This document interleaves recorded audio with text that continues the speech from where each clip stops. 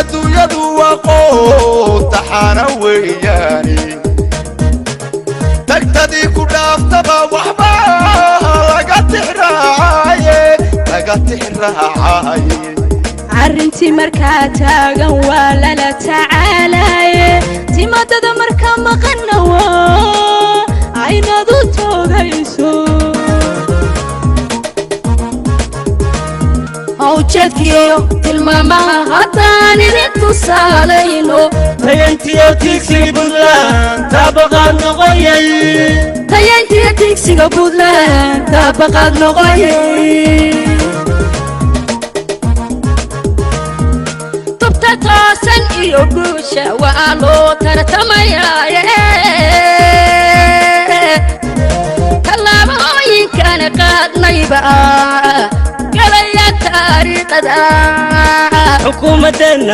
حكومتنا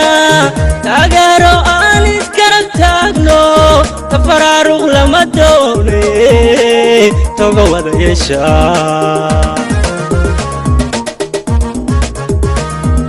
تبتتو سنتيو بوشا والو ترتمايا تلابوين كان قادنا يبقى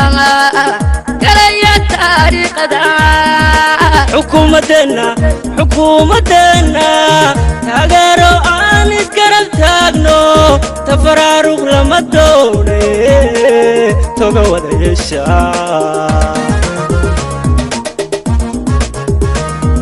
awjeedkiyo tilmaamaha haddaan idin tusaalayno tayantiyo tigsiga Puntland taabaqaad noqoyay tayantiyo tigsiga Puntland taabaqaad maanta waxaan joognaa buundooyinkii naloo idmaday shirkadda kibaarka loo diray shubabka iyo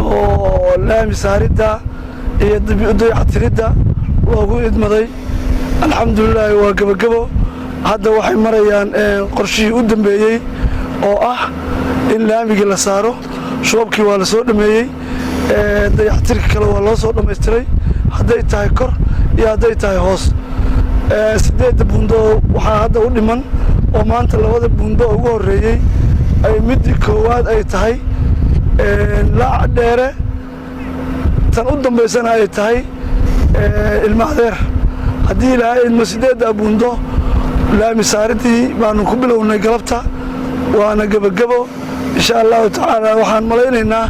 10 beri oo soo socda in insha allahu tacaala la xarig jari doono shaqadoodiina insha allahu tacaala dhammaystirkooda aan ku wareejin doono wasaaradda howlaha guud iyo dowladda Puntland madaxweynaha iyaga uu arrintan fududeeyey kadib markii uu tayayn iyo tiigsi halkudhagiisa u ahaa uu ka dhabeeyey shaqadii uu noo dirayna aan sidii maaragtay annagoo daacadka ah waxna ku darayna aanu dhammaystirayno waxaana la jooga guddoomiyaha gobolka Nugaal tabiic qaybeedkii Xuseen marka insha allahu tacaala iyagaan insha allah ku soo wareejinayaa waxaan malaynayaa in shaqooyin badan oo hadda socda oo aan u hayno Soomaaliya iyo dowladda Puntland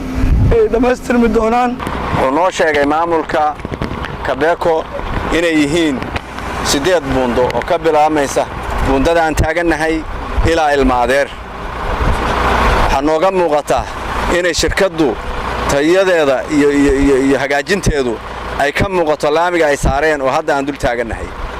inta maxjirku leeyahay sida ay u dhigeen qaabka ay u wadaan injineerada taagan sida bulshada ugu shaqeynayaan waxaan leeyahay aad iyo aad u mahadsantihiin shaqo qaran baa haysaan shaqo dalkii dadku u baahan yahay baa haysaan shaqo layna ku ammaano baa haysaan waana midda dalku u baahan yahay in laga qabto aad iyo aad baan shirkadda iyo madaxdeedaba ugu mahadcelinayaa 8 buundo oo laga bilaabo buundadan laac dheere ilaa ilmaadeer oo kambanigan dhisayo waa buundadii hadda ay gacanta ugu hayeen oo horeysay waxa nooga muuqata shaqo ballaaran Kibaako waa kambani weyn oo ballaaran mashaariic badan horumar ka fuliyay Puntland dhamaan haddana wax badan ka qayb qaata horumarinta iyo inay contribution-ka ka qayb qaataan Puntland wax badan baan ugu gobjoog u ahaa iyagoo wax badan qabanaya iyo hawlo fara badan oo wadanka iyo dalka u baahna waa ogtiin xukuumadda oo hogaamiyo mudane Saciid Cabdullaahi Dani wuxuu ballan qaaday in la tayeeyo kaabaha dhaqaalaha oo ahayd tayeyn iyo tiigsi. tayeyntii waynu aragnaa maanta meeshay marayso waataynu markhaatiga ka nahay dul taagannahay. tiigsigiina hadde waa hadafka kale oo ballaaran oo soo socda wey. xukuumaddu 7,800,000 oo dollar bay waxay ugu deeqday waddooyinka iyo buundooyinka iyo laamiyadan isku xidha ilaa iyo Boosaaso iyo Garowe. waxaa la rabaa shacabka reer Puntland inuu ilaashado gaadiidleyda baabuurta wadarwaladaana waxaa la rabaa inay ilaashadaan. waxaad arki jirtay waayada hore markuu gaarigu ka majaro iyagoo gariig intay qaataan markay waayaan meel ay qodaan moot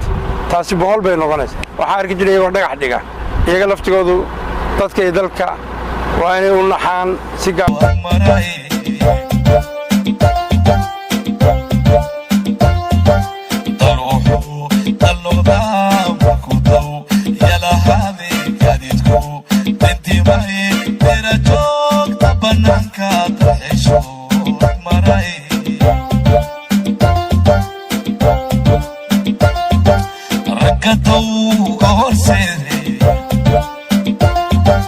Oi, do ai, sei.